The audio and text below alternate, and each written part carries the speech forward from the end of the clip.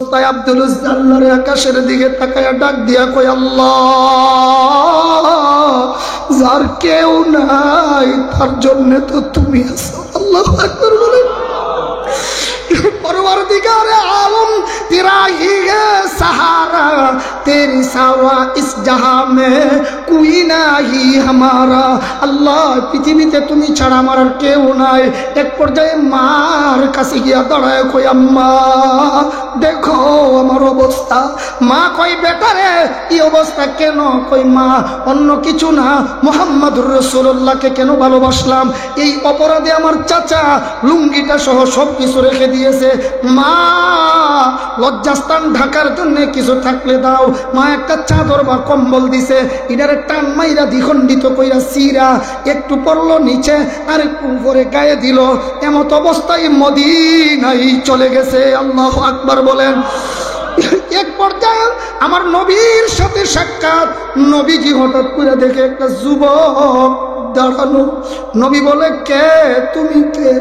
আব্দুল উজ্জা চোখের পানি ছেড়ে দিয়া কই, ইয়া রাসূলুল্লাহ, ইয়া হাবিবাল্লাহ, আল্লাহর নবী গো, আপনার উপর ঈমান কেন আনলাম, কালিমা কেন পড়লাম, এই অপরাধে আমার চাচা সব কিছু রাইখা আমার লুঙ্গিটাও খুলে রেখে দিয়েছে। আল্লাহু আকবার। এমত অবস্থায় আল্লাহ নবী বললেন, আজ থেকে তোমার নাম আব্দুল উজ্জা নয়, আজ থেকে তোমার নাম আবদুল্লাহ।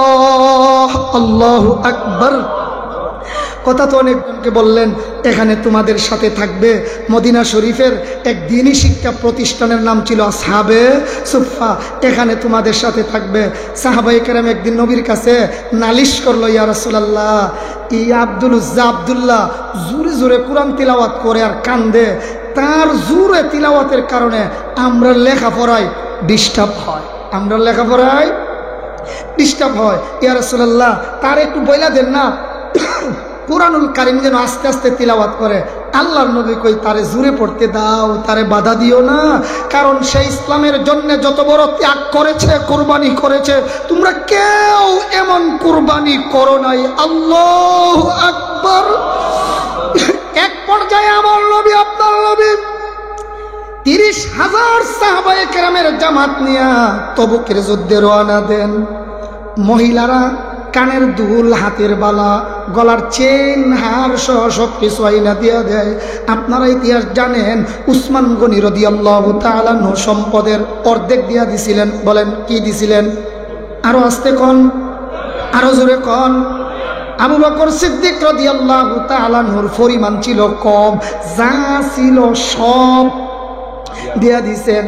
এমন সময় মালের স্তূপ, স্বর্ণের স্তূপ দেখা আব্দুল উজ্জা কালদের কই, ইয়া রাসূলুল্লাহ, ইয়া হাবিবাল্লাহ, 30,000 সাহাবীর জামাত নিয়ে আপনি তবুকের যুদ্ধে যাবেন। আল্লাহর নবী গো, সাহাবীরা এত দান খয়রাত করলো, আমার তো দেওয়ার মতো কিছুই নাই, আমি তো সম্বলহীন, আমার আব্বা নাই, আমার চাচা আমার সব রাইখা দিলেন, আমি এখন যুদ্ধের ময়দানের জন্য কি দেব, দেওয়ার মতো কিছুই নাই। তবে আল্লাহর নবী গো, একটা জান তো আছে, জান, আপনি দোয়া করেন যুদ্ধের ময়দানে তবুকের যুদ্ধে গিয়া আমি আমার জীবনটা আল্লাহর পথে বিলীন করে শহীদ হয়ে যেতে চাই। আল্লাহু আকবার। আরো জোরে আল্লাহু আকবার। আল্লাহর নবী আবার কি দোয়া করেন শুনেন। নবীর দোয়া শুনলে অসন্তুষ্ট হওয়ার কথা না সন্তুষ্ট? আবার কোন কিন্তু আব্দুল উজ্জা আব্দুল্লাহ সন্তুষ্ট হতে পারে নাই। কেন? আল্লাহর নবী দোয়া করে, আল্লাহ আমার আব্দুল্লাহরে কবুল করো, আর আমি মুহাম্মদ আমার আব্দুল্লাহর রক্ত কাফিরদের জন্য হারাম করে দিলাম। আব্দুল্লাহ সন্তুষ্ট হতে পারে নাই। আব্দুল্লাহ কান্দের কই, ইয়া রাসূলুল্লাহ, ওগো আল্লাহর হাবিব, আমার উদ্দেশ্য ছিল তবুকের যুদ্ধে গিয়া কাফিরদের মোকাবেলা ইসলামের পক্ষে জিহাদ করে জীবনটা বিলীন করে দেব, আর আপনি দোয়া করলেন কাফিরদের জন্য আমার রক্ত হারাম, এই জন্য আমি সন্তুষ্ট হতে পারলাম না। আল্লাহর নবী কয়, আব্দুল্লাহ শাহাদতের এতই যদি তোমার দিলে তামান্না হয়, বুখারী শরীফের হাদিসে ওইটা আসছে, কোনো মুসলমান যদি শাহাদতের তামান্না থাকে, গড়েও যদি মারা যায়, এরপরেও শহীদের সওয়াব দেওয়া হয়। আল্লাহু আকবার। আব্দুল্লাহ, এতই যদি আকাঙ্ক্ষা হয়, শুনে রাখো, তুমি যদি তোমার ঘরে, একটা শব্দ কোন, তুমি যদি তোমার, আরেকটা শব্দ জোরে কোন, ঘরে, জ্বর বুঝেন না, জ্বর, জ্বর বুঝেন তো, তাপ, তাপ, যদি তুমি তোমার ঘরে জ্বরেও মারা যাও, এতই যদি আকাঙ্ক্ষা হয়, গড়ে মরলেও আল্লাহ তোমার নাম শহীদের খাতায় লিখে দেবে। ঠিকই কিছুদিন পরে শোনা যায়, এই আব্দুল্লাহ তথা আব্দুল উজ্জা ওই যে যুদ্ধের ময়দানে যায়, ওইখানে গিয়া জ্বর আসছে, ইন্তিকাল হয়ে গেছে। আল্লাহর নবী কই, আমি জানাজা পড়াইমু। আল্লাহু আকবার।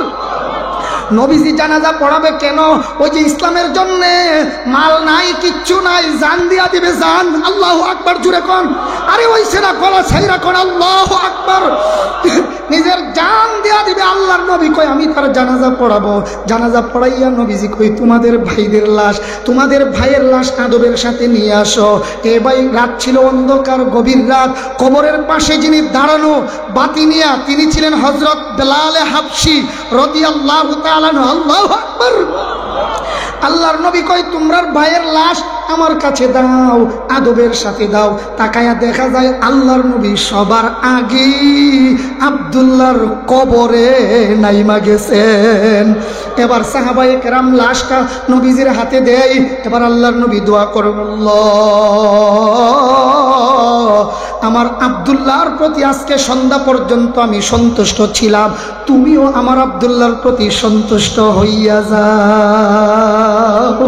এমন সময় আব্দুল্লাহ ইবনে মাসউদ রাদিয়াল্লাহু তাআলা আনহু বলেন, এই দৃশ্য দেখা আমি চিৎকার করে বললাম, আল্লাহ, এখানে তার লাশ না হইয়া যদি আমার লাশ হইতো, আমার ভাগ্য কতই না ভালো হইতো। কারণ আল্লাহর নবী যার জন্য বরকতের দোয়া করেছেন। আল্লাহু আকবার। আমার আল্লাহ কই, বান্দা, যার এই হাত দাড়ি কলবটাকে আমার জিকির থেকে গাফেল বানাইয়া দেওয়া হয়েছে, এমন লোকের বন্ধু বানায়ও না, এমন লোকের সাথে চলিও না। ওয়ালা তুতি মান আগফালনা কলবাহু আন যিকরিনা ওয়াত্তাবা হাওয়াহু ওয়া কানা আমরু ফুরুতা। আল্লাহু আকবার বলেন। এজন্য আমরা ভালোবাসবো কাদেরকে? হাদিস থেকে পাইলাম। এই মর্মে একজন সাহাবীর লম্বা চোড়া ইতিহাস থেকে ছোট্ট একটা শেষ কথা শোনায়। আমরা এই শেষ কথাটা ইনশাল্লাহ আরো মন লাগাইয়া শুনবো। রাজি আছি তো ইনশাল্লাহ? আল্লাহ নবীজির এক সাহাবী ইসলাম ধর্ম গ্রহণ করার আগে তার নাম ছিল আব্দুল উজ্জা। বলেন, ইসলাম ধর্ম গ্রহণ করার আগে তার নাম ছিল আব্দুল উজ্জা। ইসলাম ধর্ম গ্রহণের পর আমার নবীজি নাম রাখছেন আব্দুল্লাহ। বলেন, নবীজি নাম রেখেছেন আব্দুল্লাহ। এই আব্দুল উজ্জা এমন ফ্যামিলির সন্তান ছিল, সকালবেলা যেই জামাটা পরত, বিকালবেলা সেই জামা পরত না, অন্য জামা পরে বাজারে যেত। এক পর্যায়ে তার আব্বা মারা যায়। আব্দুল উজ্জার আব্বা মারা গেলে পরে বাপের ভাই চাচা জিম্মাদারি গ্রহণ করেন আর বলেছে, ভাতিজা, তুমি কোনো টেনশন করিও না, তোমার আব্বা নাই তো কি হইছে, আমি চাচা আছি না, তোমার দেখভাল করা যা লাগে সব আমি করব। বাড়ি করে দিল, গাড়ি দিল। সেই যুগের গাড়ি ছিল উট। বলেন, সেই যুগের গাড়ি উট, যানবাহন সহ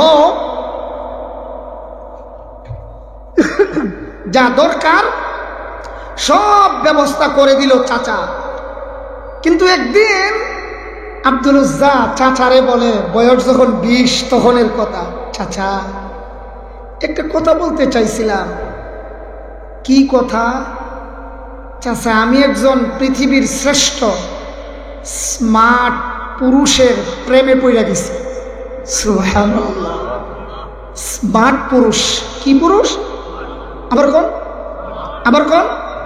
একটা মাসালা আছে তো, লিগে বারবার কইতেছি, কোন? কি পুরুষ? স্মার্ট পুরুষ।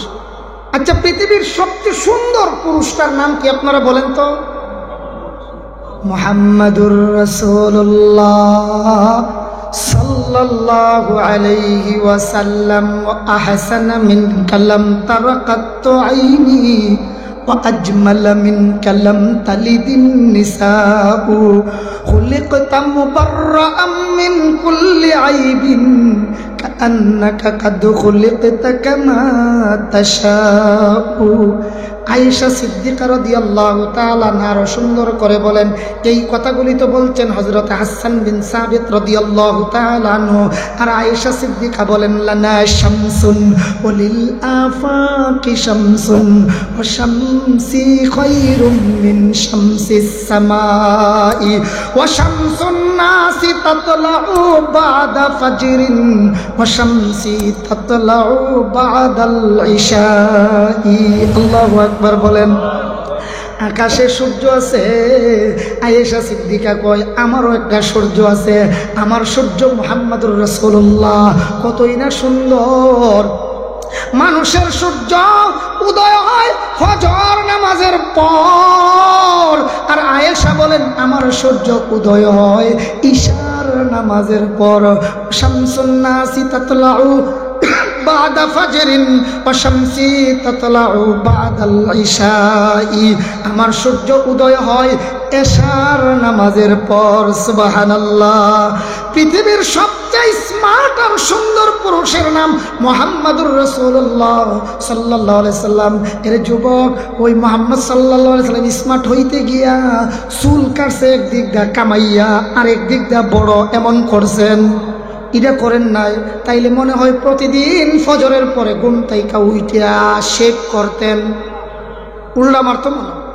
আমরা সমাজ যত এই সেলুনে পয়সা বাইলে বাইলে বেড়া কামাইছে, ও কেমনে করছিস রে, কি কি লাগে দেখা যা। কত স্যার কি করতাম, উল্টা মার উল্টা মার, বুঝছেন না? উল্টা মারলে হুজুরের হুঙ্গা মুঙ্গে থাকেন আর কি, ওই উল্টা মার উল্টা না, হুজুবিল্লাহ বলবেন না।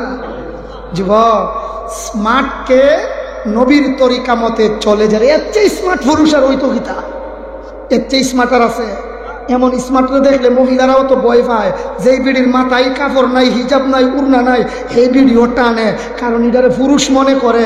আর যেটার দাড়ি নাই, ইডারে দেখলে বিড়ি ফানলে আর একটু উড়না ছাড়াই তো চেষ্টা করে, কারণ ইডারে পুরুষই মনে করে না, ইডারে পুরুষ হয়। আচ্ছা, কি বানাইয়া কইতাছি না বাস্তব? উনারে এই বুড়া বেড়ারে দেখলে উড়না টানে কেন? পুরুষ আইতেছে, পুরুষ, ইডা তার নজরে পুরুষ লাগে, আর ইডা যেটা নাই এটা পুরুষ লাগে না। এর লেগে ইডারে দেখলে হিজাব টানে না। এই জন্য বাজান, লজ্জা দেওয়ার জন্য বলছি না, মাসআলাটা বুঝাবার জন্য বলছি। আব্দুল উজ্জা কয়, চাচা আমি একটা স্মার্ট পুরুষের প্রেমে পড়ছি। চাচা কই, বাতিজা প্রেমে পড়ছিলে একটু বেড়ি মানুষের প্রেমে পড়তে, তুই কেমনে বেড়ার প্রেমে পড়লে? কই বেড়ারে তুমি চিনোনি? বলে না। নাম কি? কই নাম মুহাম্মাদুর রাসূলুল্লাহ সাল্লাল্লাহু আলাইহি ওয়াসাল্লাম। নবীর মোহাব্বত এমন দেখাইছে, এমনি দ্বিতীয়বারের নামটা কিন্তু বলবি না, নাম বলবে যা কিছু বাড়ি গাড়ি যা দিছি সব কিছু রেখে দেব, এরপরেও থামে নাই। কারণ মুসলমান তো নারী লোভী নয়। ইসকনের দালালেরা অনেক সময় আমাদেরকে বলে মুসলমান নারী লোভী। আরে না না, আমরা তো তাদের উত্তরসূরি যারা বাসর রাতে বউ করে রাইখা তলোয়ার হাতে নিয়ে যুদ্ধের ময়দানে গিয়া শাহাদত বরণ করে দেখা দিচ্ছে। আমরা বাসর ঘরে বউ রাইখাও যুদ্ধের ময়দানে গিয়া আল্লাহর রাহে জীবন বিলীন করতে পারি। কথা বলেন ঠিক কিনা?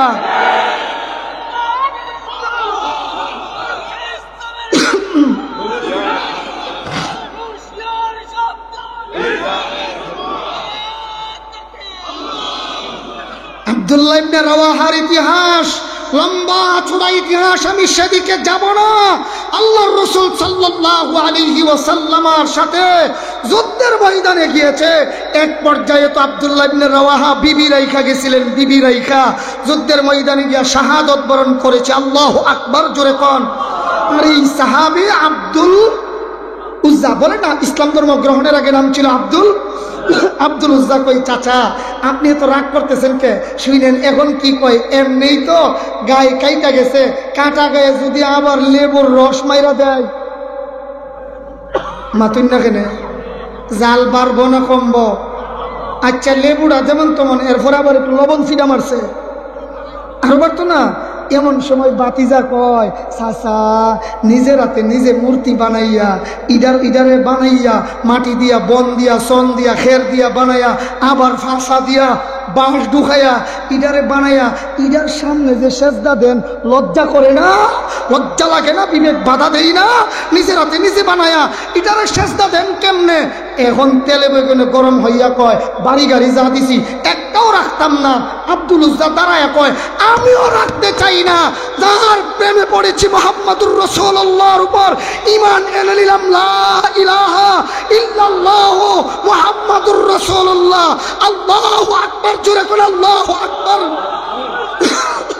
ইসলাম ধর্ম গ্রহণ করছে। কই চাচা ঠিক আছে, আর আপনার কাছে থাকবো না, বাপও নাই চাচাও থাইকা নাই, সব রাইখা দেন, চলে যায়। যাওয়ার সময় তো দাঁড়াবে না, দাঁড়ায় ধৈরা কই এই কাপড় চোপড় তোর বাপের দেওয়া না তোর দেওয়া? কই না আমারও না, আমার বাবারও না, আপনার দেওয়া। তা আমার দেওয়া কাপড় সব খুইলা দিয়া যা। আব্দুল উজ্জা কাপড় সব খুলে দিলেন। এক পর্যায়ে কই তোর পরনের যে লুঙ্গিটা এটাও তো আমার দেওয়া, সুতরাং লুঙ্গি সহ দিয়া যা। কান মাইরা লুঙ্গিটা সহ কইলা রাইখা দিছে। এমত অবস্থায় আব্দুল উজ্জা আল্লাহর আকাশের দিকে তাকায়া ডাক দিয়া কই, আল্লাহ যার কেউ নাই তার জন্য তো তুমি আছো। আল্লাহু আকবার বলেন। परवरदिगार आलम तेरा ही है सहारा, तेरी सावा इस जहां में कोई नहीं हमारा। আল্লাহ পৃথিবীতে তুমি ছাড়া আমার আর কেউ নাই। এক পর্যায়ে মার কাছে গিয়া দাঁড়ায় কই, আম্মা দেখো আমার অবস্থা। মা কই, বেটা রে এই অবস্থা কেন? কই মা অন্য কিছু না, মুহাম্মাদুর রাসূলুল্লাহকে কেন ভালোবাসলাম, এই অপরাধে আমার চাচা লুঙ্গিটা সহ সব কিছু রেখে দিয়েছে। মা লজ্জাস্থান ঢাকার জন্য কিছু থাকলে দাও। মা একটা চাদর বা কম্বল দিছে, এটারে টান মাইরা দ্বিখণ্ডিত কইরা সিরা একটু পড়লো নিচে আর একটু উপরে গায়ে দিল। এমত অবস্থায় মদিনায় চলে গেছে। আল্লাহু আকবার বলেন। এক পর্যায়ে আমার নবীর সাথে সাক্ষাৎ। নবীজি হঠাৎ করে দেখে একটা যুবক দাঁড়ানো। নবী বলে, কে তুমি? কে? আব্দুল উজ্জা চোখের পানি ছেড়ে দিয়া কই, ইয়া রাসূলুল্লাহ, ইয়া হাবিবাল্লাহ, আল্লাহর নবী গো, আপনার উপর ঈমান কেন আনলাম, কালিমা কেন পড়লাম, এই অপরাধে আমার চাচা সব কিছু রাইখা আমার লুঙ্গিটাও খুলে রেখে দিয়েছে। আল্লাহু আকবার। এমত অবস্থায় আল্লাহর নবী বললেন, আজ থেকে তোমার নাম আব্দুল উজ্জা নয়, আজ থেকে তোমার নাম আবদুল্লাহ। আল্লাহু আকবার। কথা তো অনেক।